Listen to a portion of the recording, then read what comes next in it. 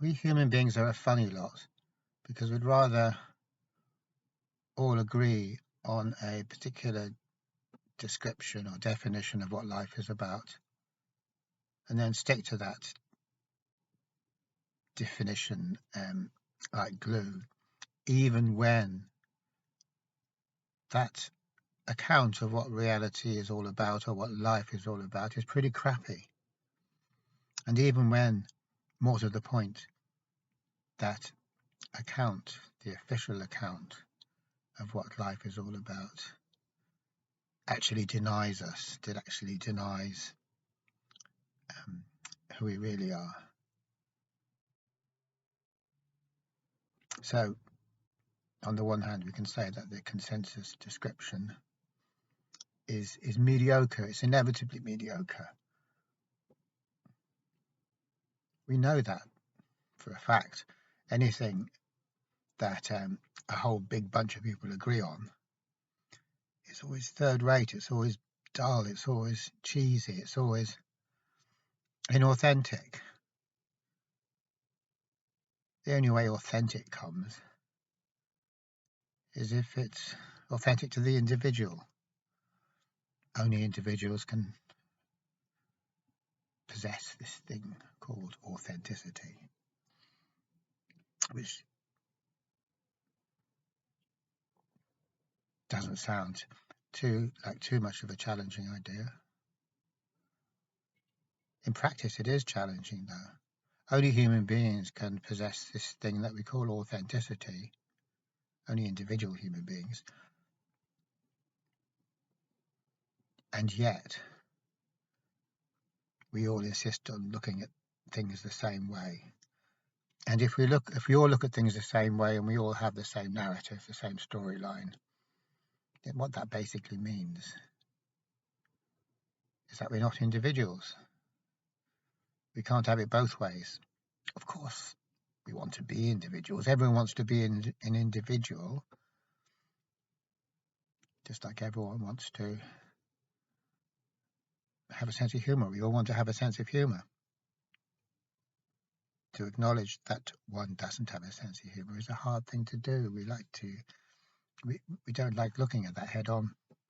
And similarly, to acknowledge that one is not an individual, that one is subscribing to a generic picture, and thereby denying one's own individuality, is a hard thing to look at face on. It's something we'd rather not look at. So the key principle here is very, very straightforward. Only the individual can be authentic. And to be an individual, we have to look at things our own way, not someone else's way. We have to have our own take on things, not the official take on things. There is absolutely no way that we can buy into the official story and be individuals. That's just not going to happen. We can't have the two things. We can have one thing or the other thing. We can have the cake or we can eat it. Absolutely no way can we do this, the two things. And yet, as I started off saying, we would rather have this common description of what it's all about, even if that description is crappy, even if it's tacky and two-dimensional and absolutely lacking in anything of any genuine worth or interest.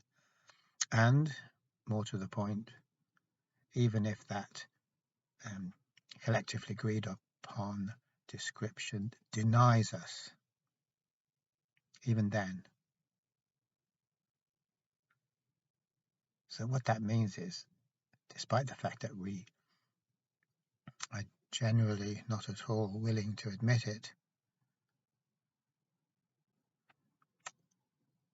what that means is that we value security over being who we really are, being the individual that we really are. We've got the two things, we can't have both. Absolutely, you can't have both. So what are we going to go for? So we go for security, as is well known. Of course we go for security. That is a very well known principle, that we go for security. And that means we can't be ourselves. We can't be who we really are. We have to fit in. We have to conform. And it's not nice to fit in, and it's not nice to conform. It involves self-betrayal, not to beat about the bush too much, but we will do it because the fear of the alternative is too great. And another way of putting that is to say that we can't buy into that collective way of understanding things and at the same time be free. So we could say that being an individual and being free are the same thing.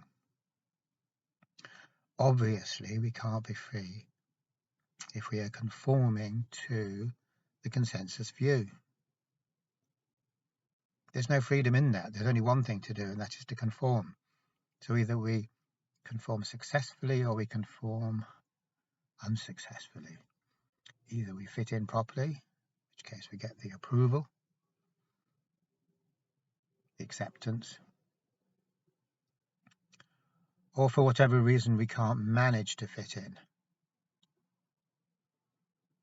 We can't manage to be like everyone else and be singing from the same hymn sheet and thinking in the same way and looking at things in the same way, in which case there's no approval and there's no acceptance.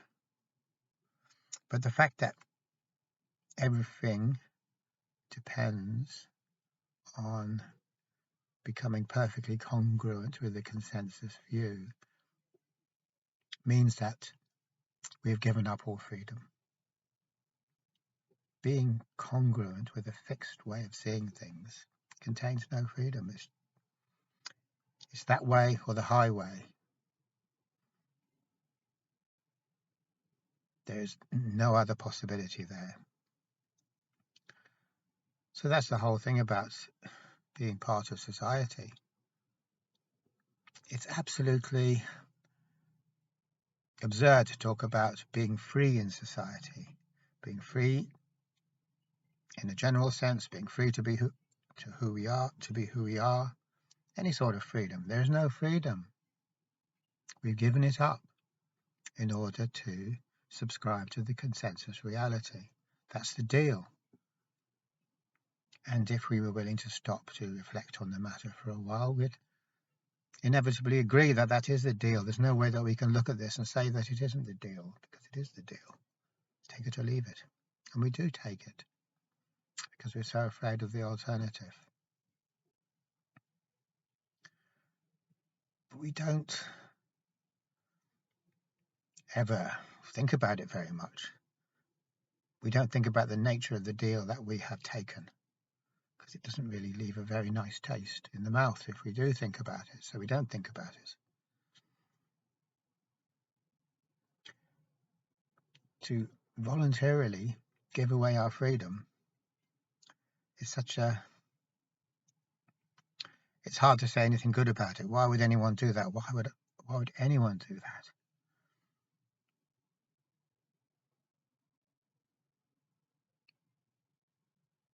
In practical terms, we're able to do it because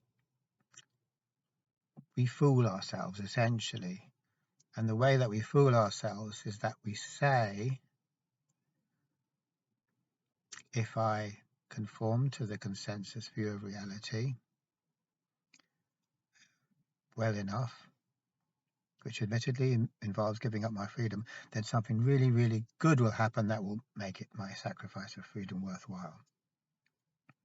This is a self-deception because it's so obviously untrue. There is no really good thing that's going to happen as a result of successfully adapting to the machine.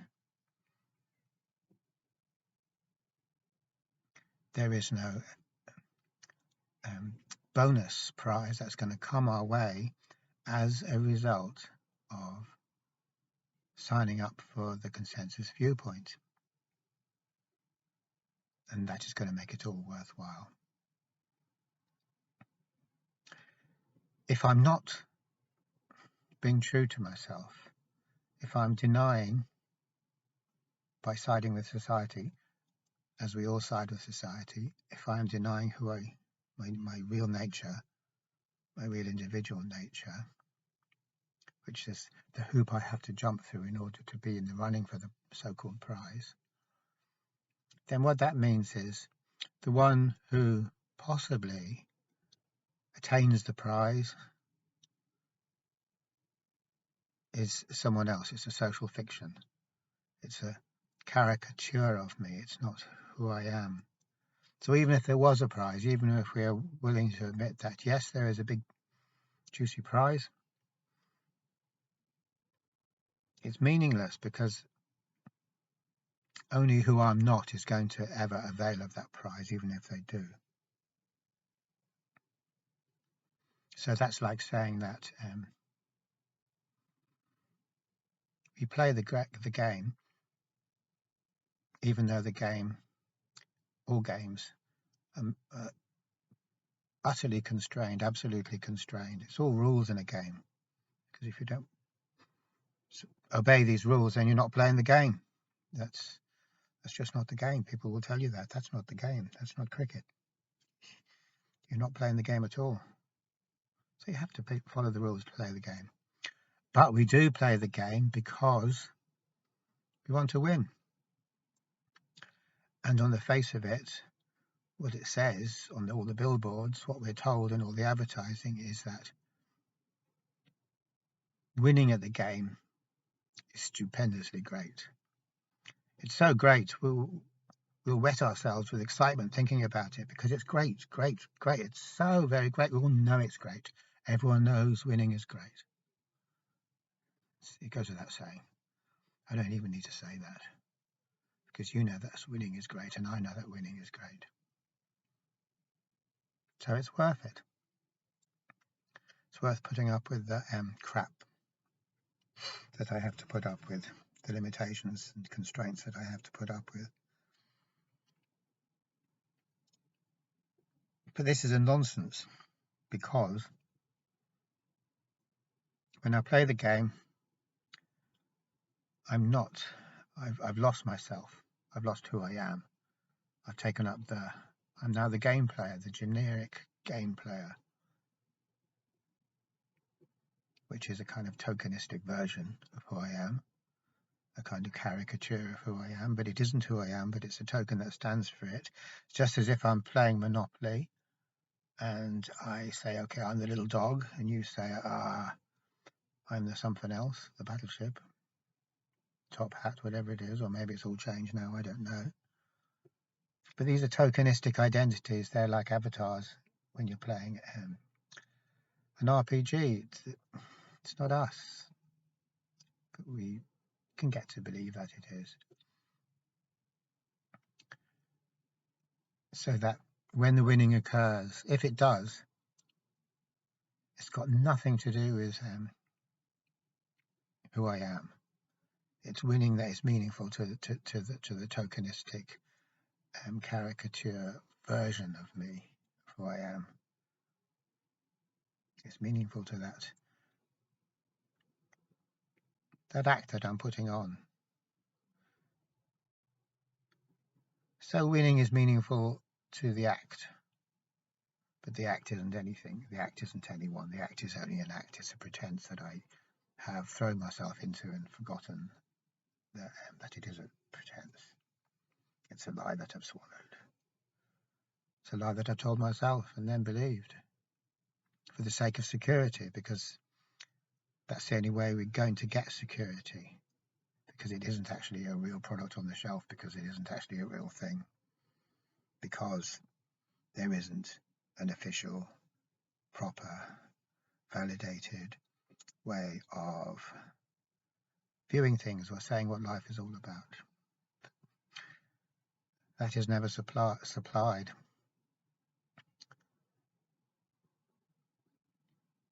when we're born, that isn't supplied.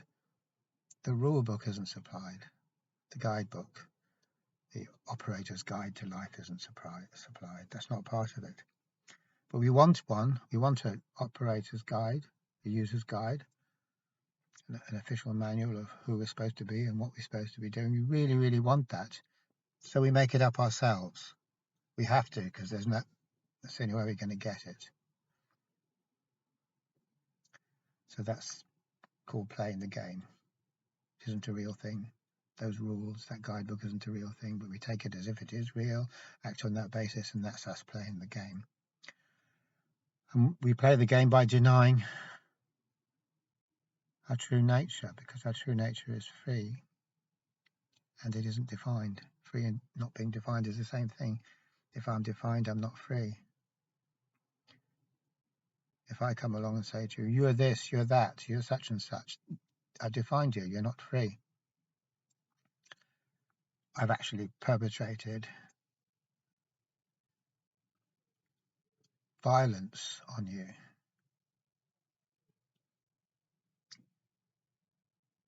As Kierkegaard says, if you judge me, you negate me. So he could have equally well as said, if you define me, you negate me. And yet we all want to be defined. We love being defined. We hate not being defined. It's really unpalatable to us.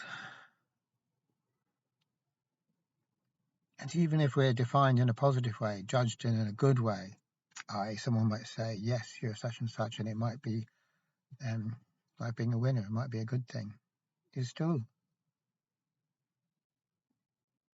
denying me. We are still being denied when we are judged favourably. Any sort of judgment denies us, and yet we live in a world of judgments. And society itself is composed of nothing else but judgments, positive or negative.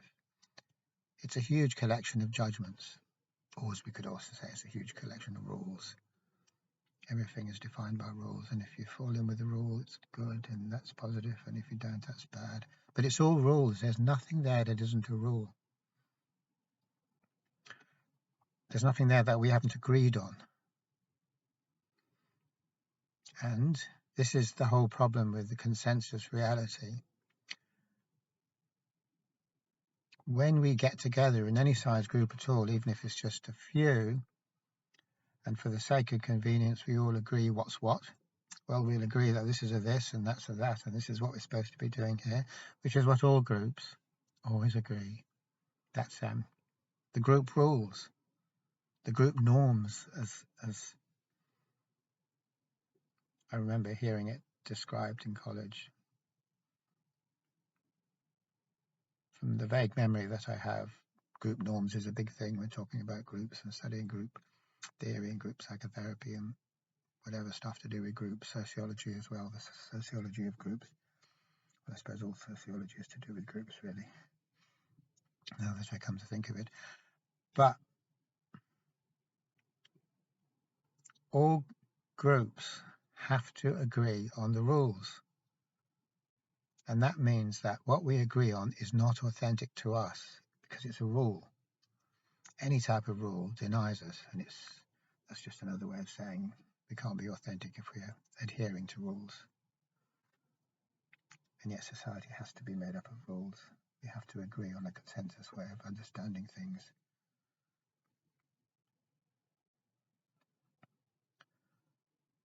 So what this does, it puts the big squeeze on us because we're no longer free. It's like we're walking down a long, long corridor and it's very, very tight and we can't even turn around and we've got no option but to keep on going forward. We're in a very, very constrained position, and the consensus is putting a big squeeze on us because there's acceptance on the one hand and non-acceptance on the other, approval, disapproval, and there's no space in between. It's a very narrow kind of a thing. There's no space at all. Rules don't give us any leeway. So then at that point we're squeezed. This means we're in pain and we're looking for relief. from that pain, and we work very hard to find that relief. And then the system itself, the consensus itself, society itself, will tell us, don't worry. And this is another thing from Alan Watts. Don't worry. Relief is just around the corner. Play the game, like a good girl, a good boy, and relief is just around the corner from all this pain that you're in. So don't worry, just work harder. It's coming, as Alan Watts says. It's coming. It's just around the corner. Don't worry. It's just around the corner. And then we go around that corner and it's not there, but there's another corner, another corner, and another corner. And of course, the game can never give us relief from the game. The game is made up of zero freedom. It can never give us freedom. That's the one thing it can't do. What it can do is give us validation within the terms of the game, which is only meaningful to us when we believe in this reality that the game is selling us, which isn't reality at all. So in other words, even if we do play the game, as I keep on saying, really successfully,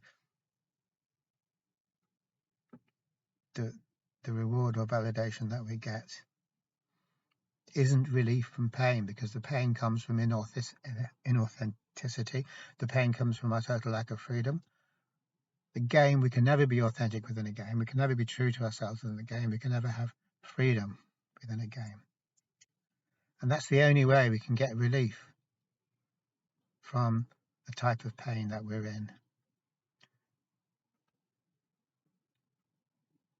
We can get short-lived pleasure from thinking that we've achieved something, and then we won't be aware that we're in pain and we'll feel euphoric, but the euphoria will go away again, and we'll have to play that trick again if we can, or we'll have to play the game again if we can. And even if we do, we might fail, and then we go around feeling like a failure. We're a failure in terms of the unreal game. Or if we're lucky, we're a success within the unreal terms of the game. But because we're only ever striving after phantoms, that success doesn't last any length of time, that good feeling that comes with that success. So we're locked into being an unreal version of who we really are, grasping after unreal advantages, unreal prizes that do seem to be real to the unreal version of who we are, but which absolutely fail to satisfy.